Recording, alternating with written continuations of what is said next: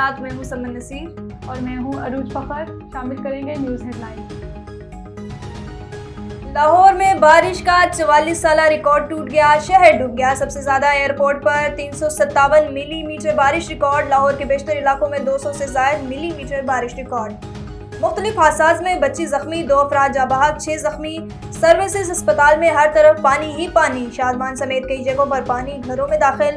سڑکیں زیر آب، موٹر سائیکلیں، گاڑیاں بند ہو گئی. بجلی کا نظام درہم برہم. 228 فیڈر سٹرپ کر گئے.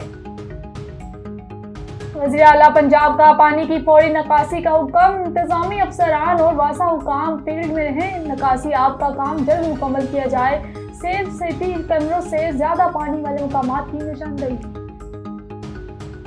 اسلام آباد اور راولپنڈی سمیت مختلف شہروں میں بارش. قصور میں تیز بارش سے نشیبی علاقے ڈوب گئے. خیبر پختونخوا میں بادل جم کر برسے. کراچی میں ہلکی بارش. گلشن مامار میں 11 ملی میٹر برسات. مونسون کا اسپیل 6 اگست تک جاری رہنے کی پیشگوئی.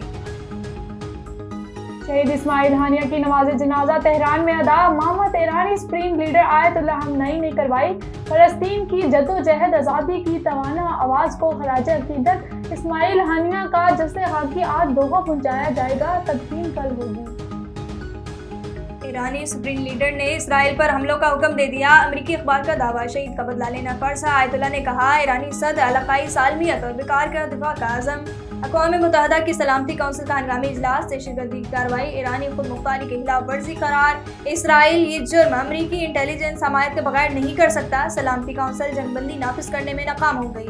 اسرائیل کے احتساب میں ناکامی نے اسے جرائم کی اجازت دی. امریکی سفیر کی اسماعیل ہانیہ کے قتل میں ملوث ہونے کی تردید. برطانوی محبوب کا آزاد فلسطینی ریاست کے لیے راہ ہموار کرنے پر زور.